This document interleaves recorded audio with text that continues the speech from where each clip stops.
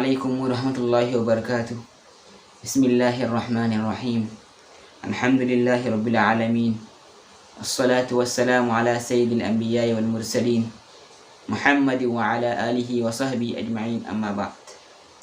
دوستو، بھائیوں، بزرگوں، میں میرے تمام بھائیوں کو عید الاضحیٰ کی پرخلوص مبارکباد پیش کرتا ہوں، اور اس موقع پر دعا کرتا ہوں کہ اللہ تعالیٰ یہ عید سارے عالم کے لیے، خصوصاً مسلمانوں کے لیے امن و امان کا باعث بنائے، اور ہم سب کی مغفرت کا ذریعہ بنائے، اور تمام حاجیوں کے حج کو اللہ قبول فرمائے، اور جو بھی قربانی کریں گے انشاءاللہ تماموں کی قربانیوں کو اللہ اپنے فضل سے قبول فرمائے۔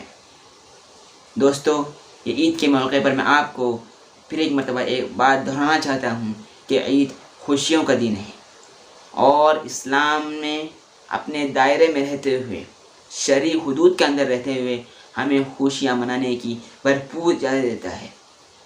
ہمیں ہر چیز میں، ہر میدان میں نبی کی رہنمائی کی ضرورت ہے۔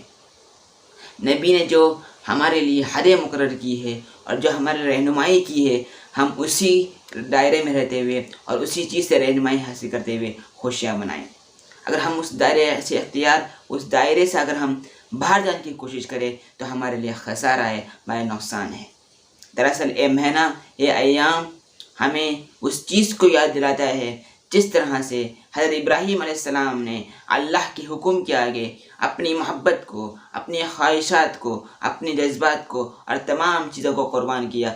ہمیں بھی اس جذبے کے ساتھ، اس نیت کے ساتھ اس ایام کو گزارنے کی ضرورت ہے۔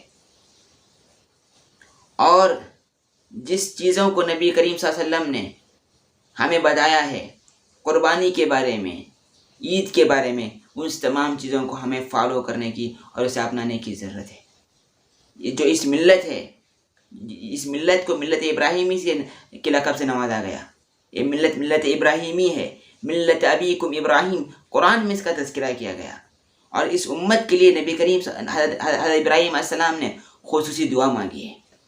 خاص کر یہ مہینہ، یہ ایام حضرت ابراہیم علیہ السلام کی اس قربانیوں کو یاد دلاتا ہے، اور ان کو جذبے کو یاد دلاتا ہے کہ وقت کا بادشاہ، ظالم بادشاہ کتنا ہی ظالم ہی کیوں نہ ہو، ہمیں حضرت ابراہیم علیہ السلام کی طرح ڈٹ کر اپنے موقف پر رہنا ہے۔ جب بت پرستی کی بات آئی، اللہ کے جلیل القدر نبی حضرت ابراہیم علیہ السلام کو شرک سے اتنی نفرت تھی، انہوں نے آگ میں جانا گوارا کیا، مگر انہوں نے شرک کے بارے میں، اسلام کے بارے میں کوئی کمپرومائز نہیں کیا۔ اپنے خاندان سے، اپنے اہل عیال سے، یہاں تک کہ اپنے باپ سے بھی دشمنی مول لی، مگر انہوں نے دین کے معاملے میں، شریعت کے معاملے میں کوئی کمپرومائز نہیں کیا۔ پھر اللہ نے حضرت ابراہیم علیہ السلام کو عزت دی، وہ فتح دی، اور نمرود ہلاک ہوا، برباد ہوا۔ یہ ہم کو پیغام ملتا ہے آج۔ ہمیں بھی بزدلی اختیار کرنے کی ضرورت نہیں ہے، ہمیں بھی خوف اختیار کر کے طاغوتی طاقتوں کے سامنے ہتھیار ڈالنے کی ضرورت نہیں ہے۔ ہمیں اپنے ایمان کو مضبوط کرنا ہے، جس طرح حضرت ابراہیم نے اپنے ایمان کو مضبوط کیا۔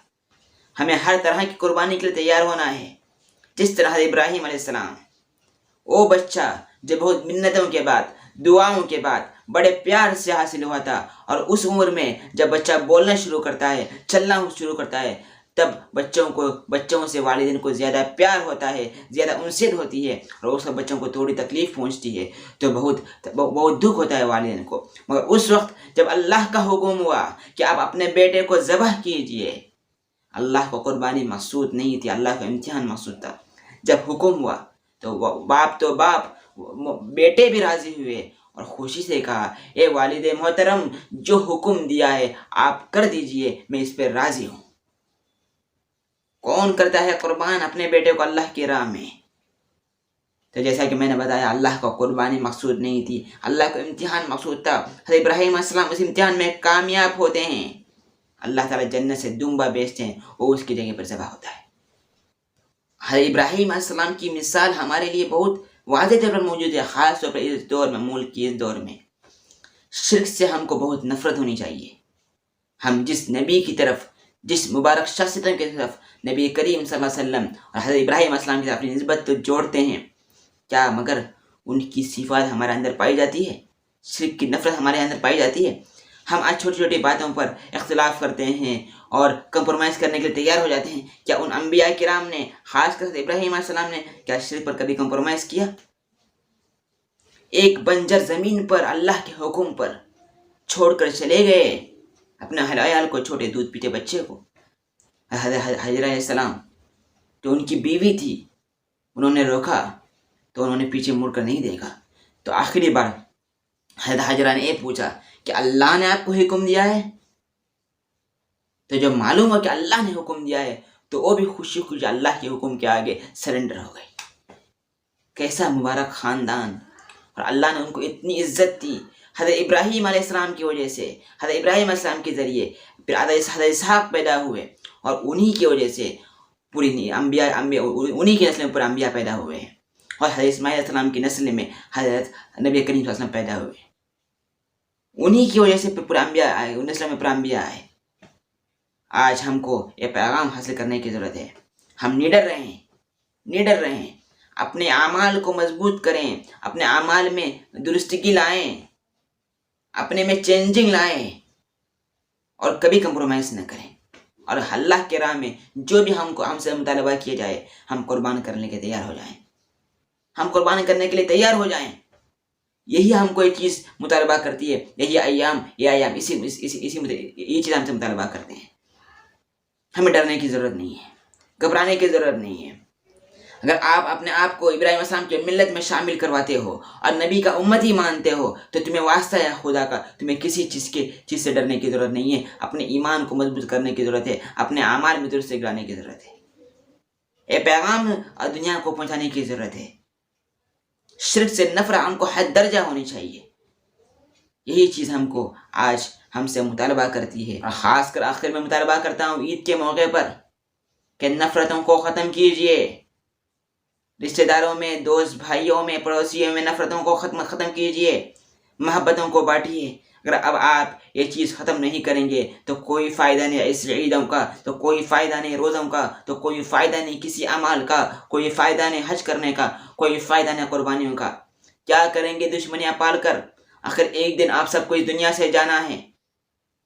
جوان، بوڑھے، بچے، سب کو جانا ہے. کب کس کی موت آئے گی کوئی اللہ کے سوا کوئی نہیں جانتا. بچہ چلا جاتا ہے، جوان چلا جاتا ہے، اس کے والد اور اس کے دادا وہیں رہ جاتے ہیں. ان کے سامنے ان کا نواسا، ان کا پوتا اور ان کا بیٹا چلا جاتا ہے. فکر کیجیے اپنے آخرت کی. دشمنیوں کو ختم کیجیے، نفرتوں کو ختم کیجیے، محبتوں کو بانٹیے. اور عید جیسا ہنسی موقع آپ کو اور کوئی نہیں ملے گا اس دشمنیاں ختم کرنے کا. اللہ کے واسطے میرے بھائیوں، ختم کیجیے دشمنیوں کو، نفرتوں کو ختم کیجیے. کسی کی ٹانگیں مت کھیجیے، کسی کی ترقی دیکھ کر آپ اس سے نفرت مت کیجیے، اس سے حسد مت کیجیے، بلکہ خوش ہوئیے، دعا کیجیے. اللہ کا واسطہ دے رہا ہوں، نبی کریم صلی اللہ علیہ وسلم کی امت اگر اپنے آپ کو امتی مانتے ہو اور ملت ابراہیم اپنے آپ کو مانتے ہو تو خدا کا واسطہ ہے تمہیں ان تمام چیزوں کو، اختلافات کو ختم کیجیے، ہر چیز کو ختم کیجیے. اللہ تعالیٰ مجھے بھی اور تماموں کو ان تمام باتوں پر عمل کرنے کی توفیق عطا فرمائے. السلام علیکم.